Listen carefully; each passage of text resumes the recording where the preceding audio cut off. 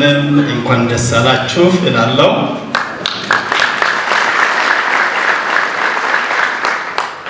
እግዚአብሔር የተመሰገነ ይሁን።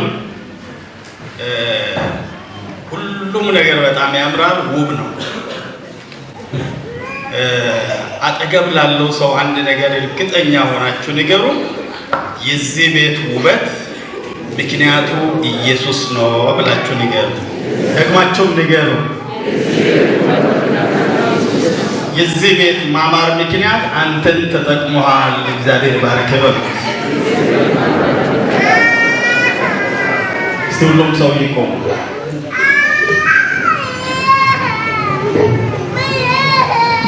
እስቲ እንዲህ ብላችሁ ተበራረኩ። ስትባርኩ እናንተንም እግዚአብሔር መልሶ ደብል ብሌሲንግ እንደሆነ አስባችሁ ይህን ቤት ውብ እንዳደረግ ልጆች ቤት ህይወት ውብ ይሆንላችሁ። ሶስት ባርኩት። አጠገብ ያለውን ሰው እያያችሁ ቤት ህይወት ትውልድ ውብ ይሁን በሉት። መጽሐፍ ቅዱስ የያዛችሁ ከኔ ጋራ ሁለተኛ ዜና ምዕራፍ 3 16 እና 17 ዛሬ ቃል ተነቦ ያንዳንዱ ሰው እየተነሳ እግዚአብሔርን የሚያመሰግንበት ቀን እንጂ የረጃሽም ነገር የምናደርገው አይደለም። ግን የሁሉ መሰረት ይሄው እግዚአብሔር ቃል ስለሆነ እኔ ያነባለሁ።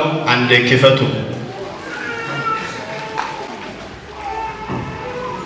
16ኛ ቁጥር እንደዚህ ይላል።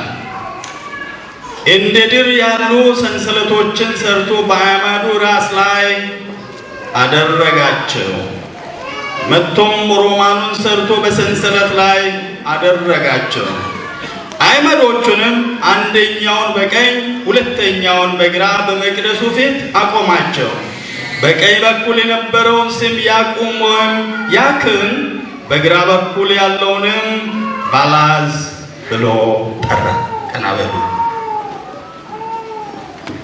ዛሬ ትልቁ ትኩረቴ ሰለሞን 966 ላይ ስላሰራው ቤተ መቅደስ አሰራር ስለሰሩ ሰዎች ብቻም ሳይሆን በቤተ መቅደሱ በቀኝ በኩልና በግራ በኩል ስላለው ነገር ነው የምናገረው።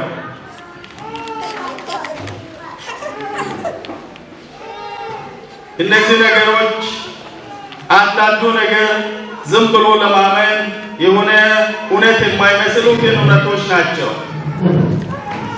እናንተም ከኔ ጋር እያያችሁ ስለሆነ በእርግጥ የኔ ትኩረት በሁለት በቀኝና በግራ ስለቆመው ምሰሶዎች ነው የምናገረው።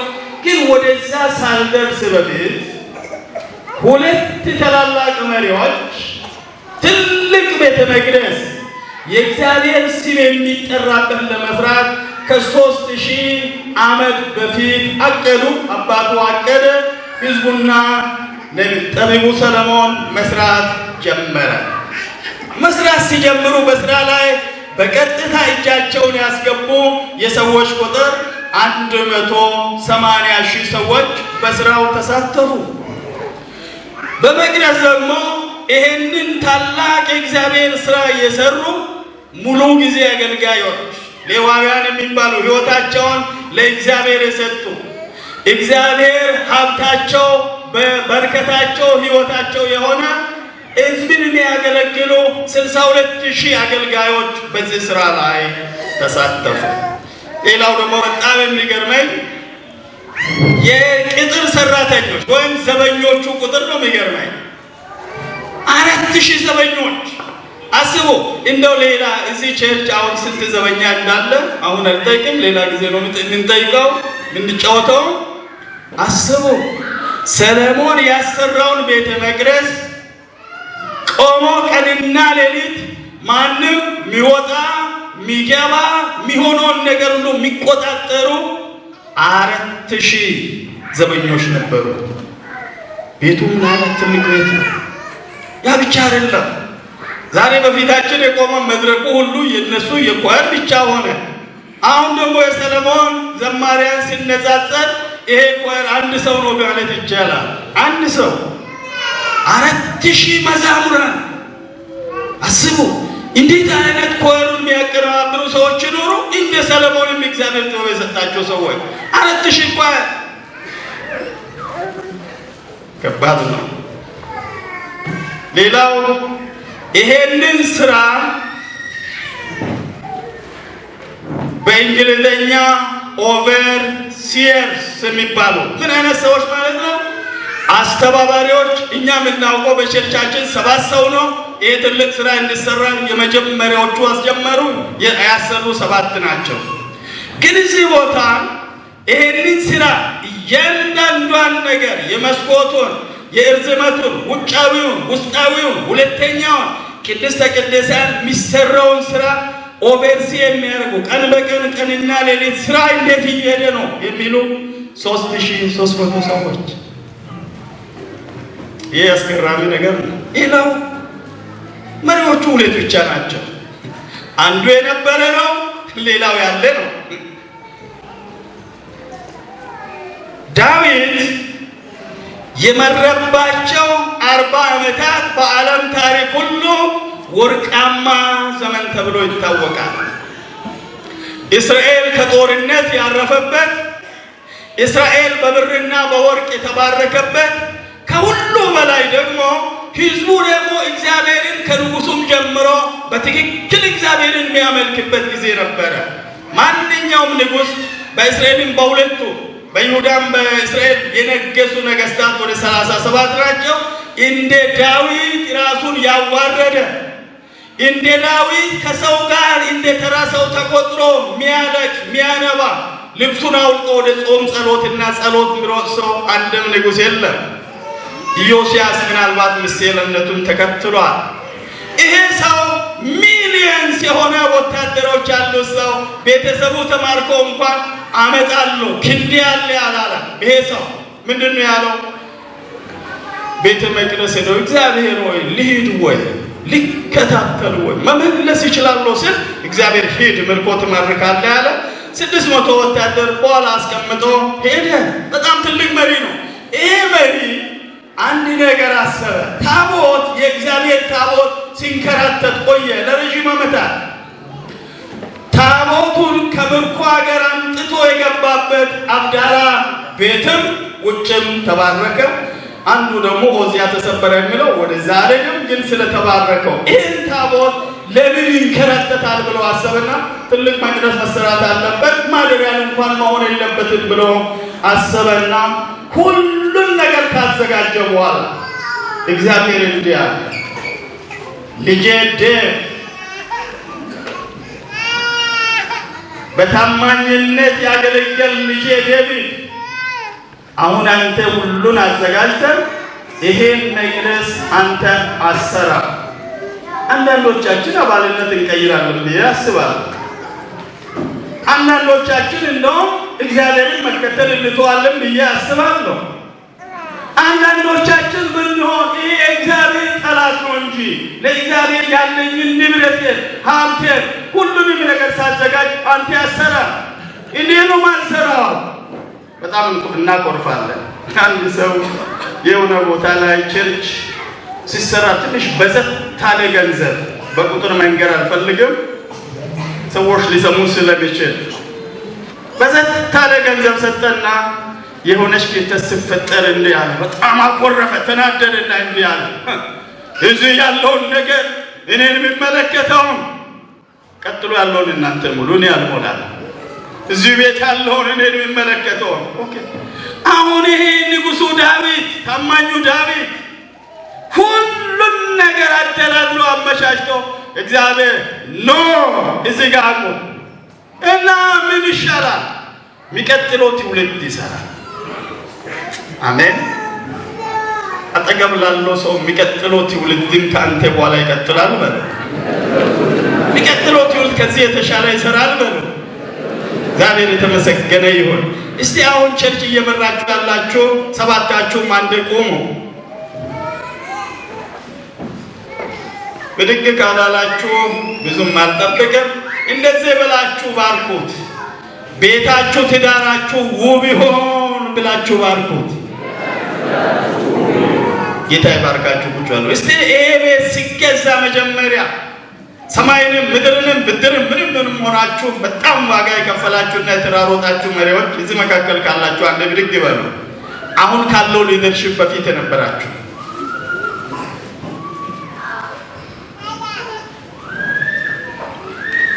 ኦኬ። ሌሎቹ ምናልባት የሉም ሊሆን ይችላል። እንደዚህ ብላችሁ ባርኩት። እንደ ዳዊት ዘመናችሁ ወርቃማ ይሁን በሉ። እግዚአብሔር ያሳርፋችሁ። ዳዊት ይሄ ሁሉ ከተዘጋጀ በኋላ ዳዊት ወደ ስራ ሊገባ እግዚአብሔር አልፈቀደም። አንድ ነገር አለ፣ ልጅ ይሰራል አለ። ልጁ ቀጠለ። የቤተ መቅደሱ ስራ የወሰደው 7 ዓመት ነው። አብሪጅ የወሰደው 2 ዓመት ምናልባት 3 ዓመት ሊሆን ይችላል። አስቡ። ይሄን የሚያክል ሰው የሰዎቹን ጠቅላላ ቁጥር እስቲ ያያችሁ ስለሆነ ስንት ነው አጠቃላይ ቤተ መቅደስ ለ7 ዓመት የሰሩ? እስቲ በሉ እናንተ። አይታይም ማለት ነው።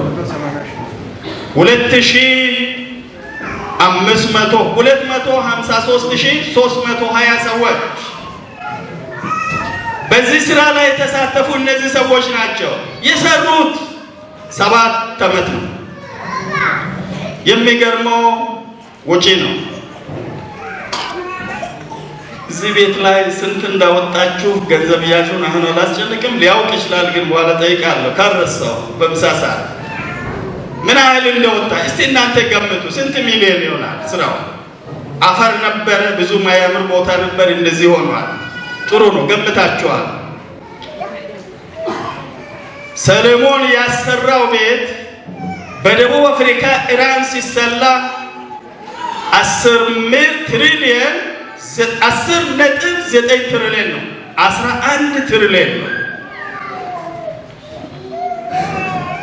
ሰማችሁ? 11 ትሪሊየን። አሁን ወደ እኛ ሀገር ገንዘብ እንለውጠው። 101 ትሪሊየን 349 ቢሊየን 288 ሚሊየን ለመቁጠርም ይሄ እንኳን አይቶ ለመቁጠርም ያስቸግራል። ለጌታ ክብርን ስጡት። ይሄ ሁሉ ከእግዚአብሔር የተሰጠ ነው። እግዚአብሔር ይመስገን።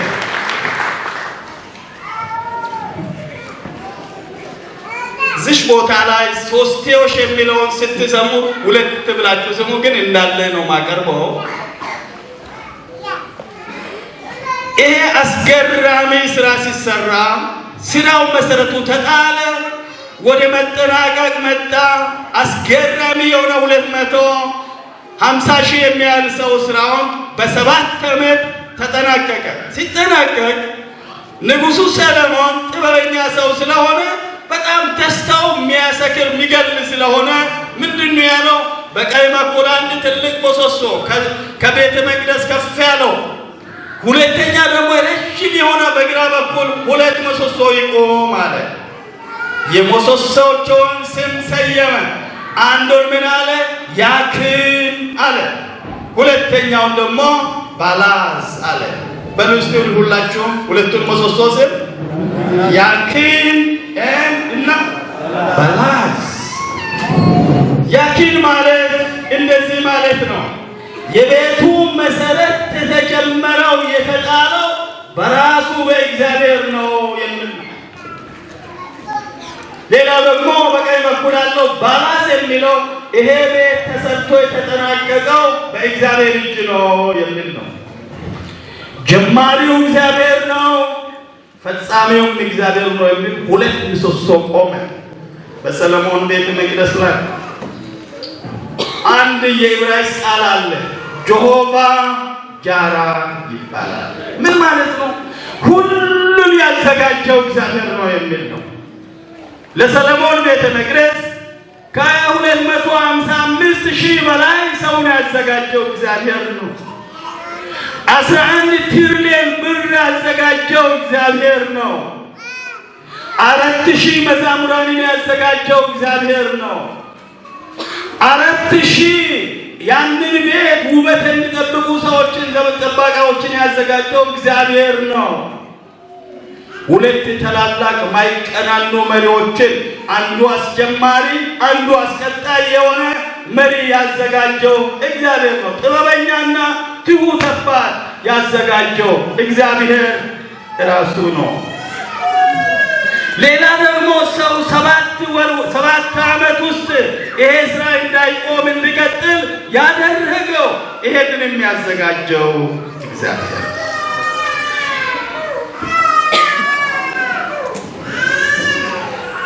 እዚህ ላለው ለትልቅ ጉባኤ እግዚአብሔር በልቤ ያኖረውን 3 ነገሮችን ብዬ ልጨርስ። የትዳር መሰረት በጌታ የጀመራችሁ፣ በትዳር መካከል ስኬት የሰጣችሁ እንደዚህ ብላችሁ በቤታችሁ ምሰሶ ትከሉ። አንደኛው ያክን፣ ሁለተኛውን በላዝ ብላችሁ ትከሉ። ይሄ ምን ለማስታወስ ቀላል ሆኖ ትዳሬ በቀኝ እጃችሁ ያስጀመረው አሁን ያለውበትን በትዳር ጎዳና በልጅ በኑሮ የባረከው እሱ ነው እግዚአብሔር ብላችሁ እጃችሁን ቀኝ እጅና ግራ እጃችሁን አስቡ። ሌላው በወንጌል አገልግሎት የረጅም ዘመን ያገለገላችሁ የአገልግሎቴ ጅማሬ በጌታ ነው፣ አሁን ላለሁበት በአገልግሎቴ ፍሬያማ ለመሆን ምክንያት እግዚአብሔር ራሱ ነው ባላዝ ነው ብላችሁ ለእግዚአብሔር እውቅና ስጡ።